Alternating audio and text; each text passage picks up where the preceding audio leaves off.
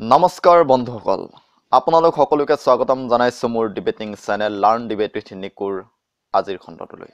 আমি আগৰ খণ্ডটোত কথা দি অহাৰ দৰেই আজিৰ খণ্ডটোত আমি এটা নতুন শিতান আৰম্ভ কৰিব লৈছো আৰু সেইটো হৈছে টপিক এনালাইচিছ।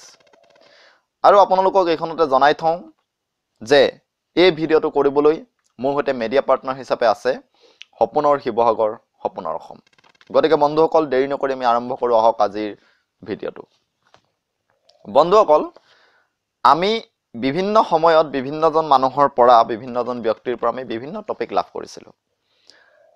নাগৰিকত্ব সংশোধনী বিধেয়কৰ ওপৰত, অসমৰ বিদেশী সমস্যাৰ ওপৰত, আৰু শেহতীয়াকৈ আমি লাভ কৰিছিলোঁ ৰঞ্জন বড়ো সোঁৱৰণী তৰ্ক প্ৰতিযোগিতাৰ যিটো বিষয় ৰাষ্ট্ৰযন্ত্ৰৰ শোষণে বৰ্তমান অসমৰ নৱপ্ৰজন্মক সশস্ত্ৰ সংগ্ৰামৰ প্ৰতি আকৰ্ষণ কৰিছে।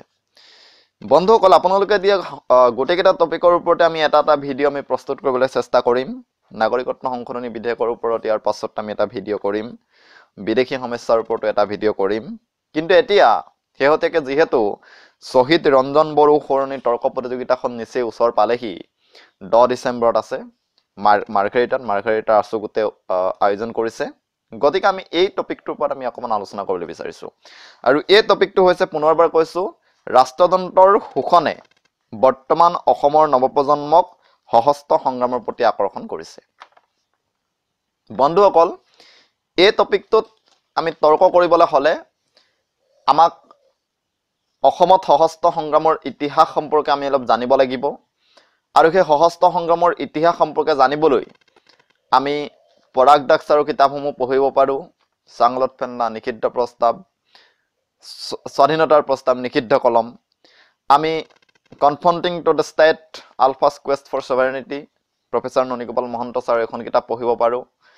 আমি আলফা, মৃণাল কুমাৰ তালুকদাৰে লিখিছিলে, মৃণাল কুমাৰ তালুকদাৰদেৱে লিখিছিলে আলফা, সেইটো পঢ়িব পাৰোঁ।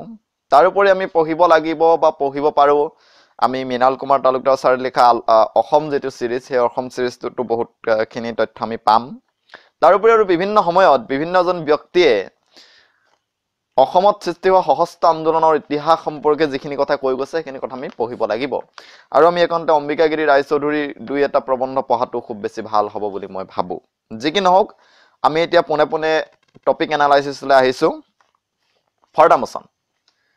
ফৰ্দা মোচনত যদি আমি কথাখিনি কওঁ, সপক্ষত যদি আমি কওঁ, অৰ্থাৎ আমি যদি কওঁ যে ৰাষ্ট্ৰযন্ত্ৰৰ শোষণে বৰ্তমান অসমৰ নৱপ্ৰজন্মক সশস্ত্ৰ সংগ্ৰামৰ প্ৰতি আকৰ্ষণ কৰিছে, তেতিয়া আমি প্ৰথম কথাটো আমি এইটো দেখুৱাব পাৰোঁ যে ঐতিহাসিকভাৱেও স্বাধীনতাৰ পাছৰ পৰাই অসমখনক ৰাষ্ট্ৰযন্ত্ৰই অৰ্থনৈতিকভাৱে, সাংস্কৃতিকভাৱে বিভিন্ন ধৰণেৰে শোষণ কৰি আহিছিলে। এইখনতে এটা ইংৰাজী এটা প্ৰভাৰ্ব আছে, ইংৰাজীত এষাৰ কথা কোৱা হয় যে India starts from Delhi, inns in Gujarat, north east is the colony, sought is the treasury, and Bengal is a buffer state. এই কথাষাৰো ক'ব পাৰোঁ। নৰ্থ ইষ্টখনক কিয় কলনি বুলি কোৱা হয়? আমি যদি চাওঁ উত্তৰ পূৰ্বাঞ্চলত আজিলৈকে ফিজুৰ সময়ৰ পৰা, স্বাধীনতাৰ পাছতেই ফিজুৱে সশস্ত্ৰ বিপ্লৱ আৰম্ভ কৰিছিলে। ফিজুৰ সময়ৰ পৰা এতিয়ালৈকে আলফাৰ পৰেশ বৰুৱা ফেকশ্যনটোলৈকে অসমত আৰু উত্তৰ পূৰ্বাঞ্চলত বিভিন্ন ইনচাৰ্জেঞ্চি মুভমেণ্ট হৈ আছে, সশস্ত্ৰ বিপ্লৱ হৈ আছে। আৰু এই সশস্ত্ৰ বিপ্লৱসমূহৰ মূল তেওঁলোকৰ যিটো দাবী, সেই মূল দাবীটো হৈছে ভাৰত ৰাষ্ট্ৰই আমাক শোষণ কৰি আছে, অৰ্থনৈতিক শোষণ কৰি আছে। গতিকে আমি আমাৰ যিটো পৰিচয়, সেই পৰিচয়টো ৰক্ষা কৰিবলৈ আমি ভাৰত ৰাষ্ট্ৰৰ পৰা ওলাই আহিব লাগিব। তেওঁলোকৰ মূল দাবীটো প্ৰায় তেনেকুৱা, আমি যদি BLTক বাদ দিওঁ। এতিয়া কথাটো হৈছে, এই যে ইমানখিনি মানুহে আজিলৈকে ভাৰতে শোষণ কৰি আছে বুলি কৈ আছে ভাৰত ৰাষ্ট্ৰ ব্যৱস্থাটোৱে, কথাটো সঁচা নেকি? এই কথাষাৰ আমি জানিব লাগিব। আৰু এই কথাষাৰ আমি উপস্থাপন কৰিব পাৰোঁ যে অসমত ইমান সম্ভাৱনা আছে, উদ্যোগৰ সম্ভাৱনা আছে, পৰ্যটনৰ সম্ভাৱনা আছে, বিভিন্ন প্ৰাকৃতিক সম্পদৰে ভৰপূৰ হৈছে, চাহপাত, তেল, কিন্তু এটা সম্পদৰো উচিত ব্যৱহাৰ অসমত হোৱা নাই। অসমৰ পৰা এই কেঁচামালসমূহ লৈ গৈছে আৰু লৈ গৈ বাহিৰত সেই সম্পদসমূহ, সেই কেঁচামালসমূহ সম্পদলৈ ৰূপান্তৰ কৰিছে। আমি উদাহৰণ দিব পাৰোঁ, অসমত অগৰু গছ উৎপাদন হয়, কিন্তু অসমত সুগন্ধি তেল প্ৰস্তুত কৰা কাৰখানা নাই। কাৰখানা আছে মুম্বাইত।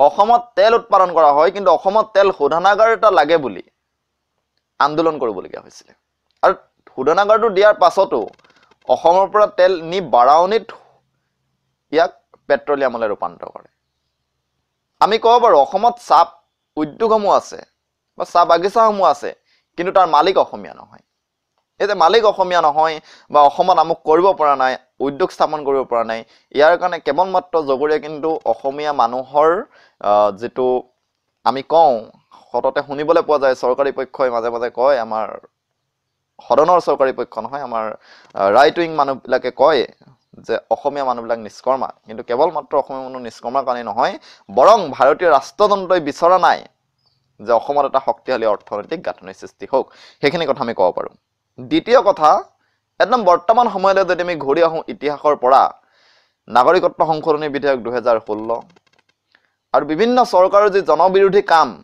যেনে আমাৰ ঐতিহাসিক স্থানসমূহ নিলাম কৰিবলৈ লোৱাৰ যি সিদ্ধান্ত সেই সিদ্ধান্তটো পাছত বাতিল কৰিলে বাৰু নাগৰিকত্ব সংশোধনী বিধেয়ক আগ্ৰাসী মনোভাৱৰ হিন্দুত্ববাদী এজেণ্ডাসমূহ লাচিত বৰফুকনক মাজতে হিন্দুবীৰ সাজিবলৈ চেষ্টা কৰিছিল ইত্যাদি ইত্যাদি ধৰণৰ যিবিলাক মানে অসমীয়া মানুহে নিবিচৰা যিবিলাক কাম আৰু আমি এটা কথা জনাটো উচিত যে বৰ্তমান সময়তে নহয় অসমৰ জাতীয়তাবাদ মূলতঃ ভাষাকেন্দ্ৰিক জাতীয়তাবাদ অসমীয়া মধ্যবিত্ত মানুহৰ আছামিজ মিডল ক্লাছ মানুহৰ যেটো আইডেন্টিটি পলিটিক্স পৰিচয়গত ৰাজনীতি সেই পৰিচয়গত ৰাজনীতিক ভাষাকেন্দ্ৰিক আৰু বৰ্তমান সময়ত অসমীয়া ভাষাক অসমীয়া ভাষী মানুহ লাহে লাহে কমি আহিছে আমি যদি সেন্সাস ডাটা অফ 1991 আৰু 2011 দুটা কম্পেয়াৰ কৰি চাওঁ তেতিয়া আমি দেখা পাম যে অসমত বিভিন্ন অসমৰ জিলাত ইভেন লখিমপুৰ ধেমাজিৰ দৰে অসমীয়া প্ৰধান জিলাসমূহতো অসমীয়া ভাষা কোৱা মানুহ লাহে লাহে কমি আহিছে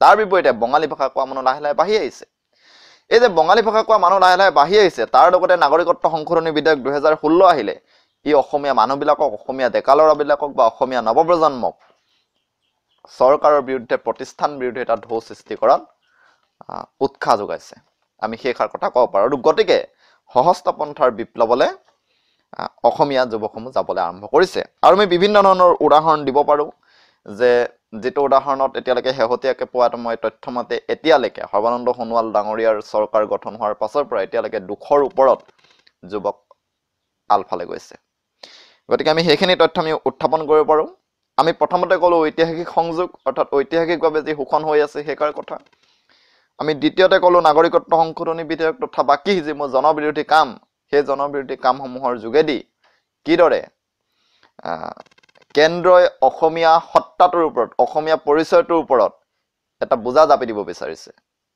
কেন্দ্ৰৰ শাসনাধীষ্ঠ চৰকাৰখনে ৰাষ্ট্ৰযন্ত্ৰই অসমীয়া পৰিচয়টোক ধ্বংস কৰিবলৈ চেষ্টা কৰাৰ যিবিলাক ঘটনা সেই ঘটনাবিলাকৰ বিৰুদ্ধে অসমীয়া যুৱকসকল সচেষ্ট হৈছে সেইখাৰ কথা ক'ব পাৰোঁ 3 নম্বৰ কথা আমি এগ্ৰেছিভ হিন্দুইজিম যি বিভিন্ন নাম উল্লেখ নকৰোঁ মই বিভিন্ন উগ্ৰ হিন্দুত্ববাদী দল সংগঠনসমূহে যিদৰে অসমক এখন লেবৰেটৰী হিচাপে ব্যৱহাৰ কৰিবলৈ আৰম্ভ কৰিছে তাৰ বিৰুদ্ধেও সেই এগ্ৰেছিভ হিন্দুইষ্ট এজেণ্ডাসমূহৰ বিৰুদ্ধেও অসমীয়া নৱপ্ৰজন্ম সজাগ হৈছে আৰু তাৰ ফলত তেওঁলোকে সহস্ত বিপ্লৱলৈ যাবলৈ আৰম্ভ কৰিছে বুলি আমি কথাষাৰ ক'ব পাৰোঁ আৰু এই গোটেইখিনি কথা মিলাই আমি এখাৰ কথা ক'ব পাৰোঁ যে বৰ্তমান সময়ত এটা প্ৰ' আলফা অৰ্থাৎ আলফাৰ প্ৰতি সদিচ্ছা থকা এটা সেন্টিমেন্ট অসমত পুনৰবাৰ গঢ় লৈছে আমি একনতে কনফ্ৰণ্টিং দ্য ষ্টেট নামৰ যিখন কিতাপৰ কথা কৈছিলোঁ আলফাছ কুৱেষ্ট ফৰ ছভাৰনিটি সেই কিতাপখনত আলফাক যেতিয়া পিৰিয়ডিকেলি কৰিছিলে তেতিয়া কোৱা হৈছিলে যে 1997 চনৰ পৰা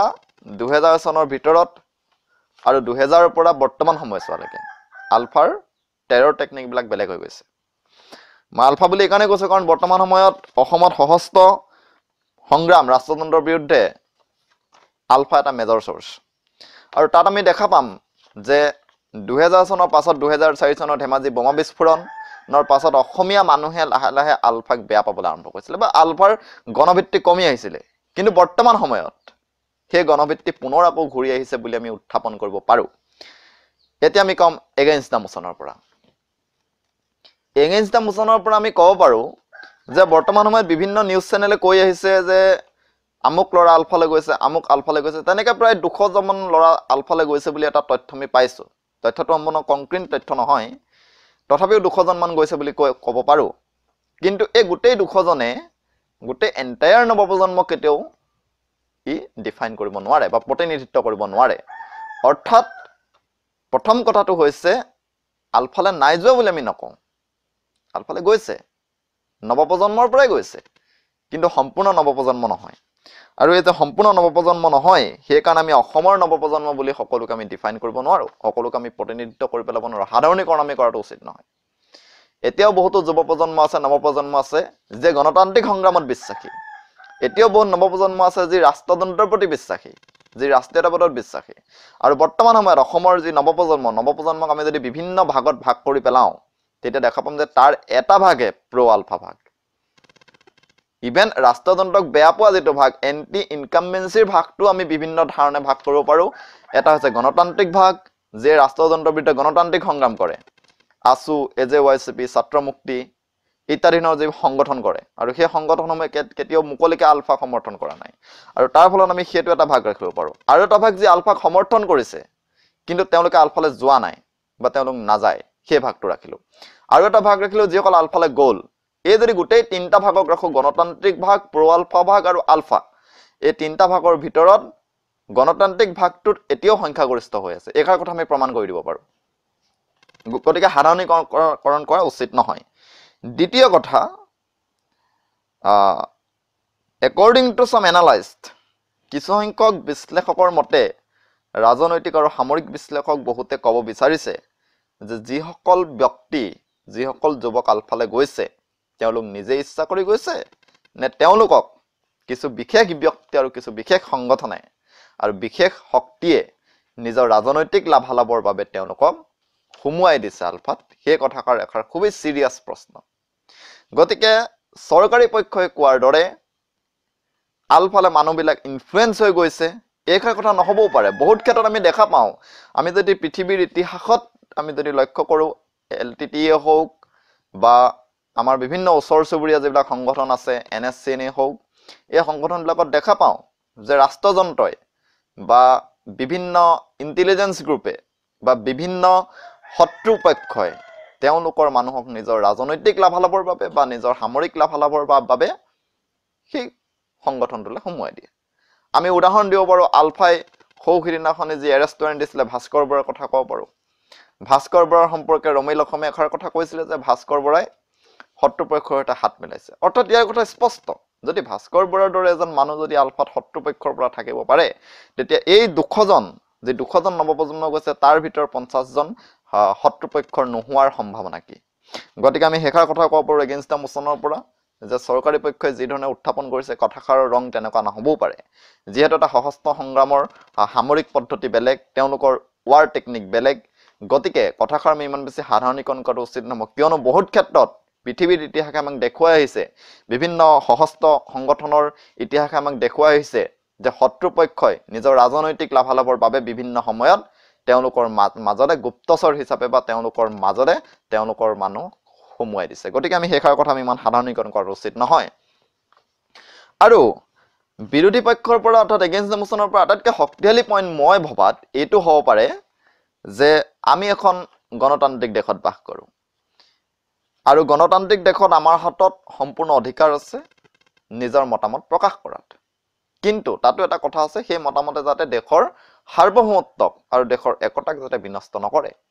কিন্তু বৰ্তমান সদনৰ চৰকাৰী পক্ষৰ সদস্যসকলে এনে এখন বিধেয়ক উত্থাপন কৰিছে, যিখন বিধেয়কৰ দ্বাৰা তেওঁলোকে অসমীয়া যুৱকসকলক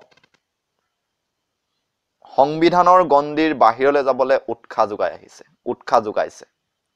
আৰু গতিকে আমি তেওঁলোকক সমালোচনা কৰিব বিচাৰিছোঁ। মানে আমাৰ মূল কথাটো হৈছে যে গণতান্ত্ৰিক পদ্ধতিৰেও বহুতখিনি কথা আমি সমাধান কৰিব পাৰোঁ। এটা জাতিয়ে হাতত বন্দুক তুলি লোৱাটো হৈছে জাতিটোৰ চূড়ান্ত পৰ্যায়, আৰু সেই চূড়ান্ত পৰ্যায় এতিয়াও আমি পোৱা নাই। এতিয়াও আমাৰ হাতত বহুত স্কোপ আছে, আমি গণতান্ত্ৰিক পদ্ধতিৰে আমি আন্দোলন কৰিব পাৰোঁ, বিপ্লৱ কৰিব পাৰোঁ গণতান্ত্ৰিক পদ্ধতিৰে। গতিকে ভাৰতীয় সংবিধানে দেখুৱাই যে অনুসৰি ভাৰতীয় সংবিধানৰ গণ্ডিৰ ভিতৰত থাকি আমি চৰকাৰ ব্যৱস্থাৰ আমি বিৰোধিতা কৰিব পৰাৰ সম্পূৰ্ণ ক্ষমতা ভাৰতীয় মানুহৰ আছে, আৰু এজন ভাৰতীয় হিচাপে অসমীয়া মানুহৰো আছে। গতিকে যি গণতান্ত্ৰিক প্ৰমূল্যবোধৰ দ্বাৰা পৰিচালিত নহৈ আজি চৰকাৰী পক্ষই এটা অসাংবিধানিক এটা গোটক উৎসাহ যোগাই আহিছে বুলি আমি কথাষাৰ ক'ব পাৰোঁ।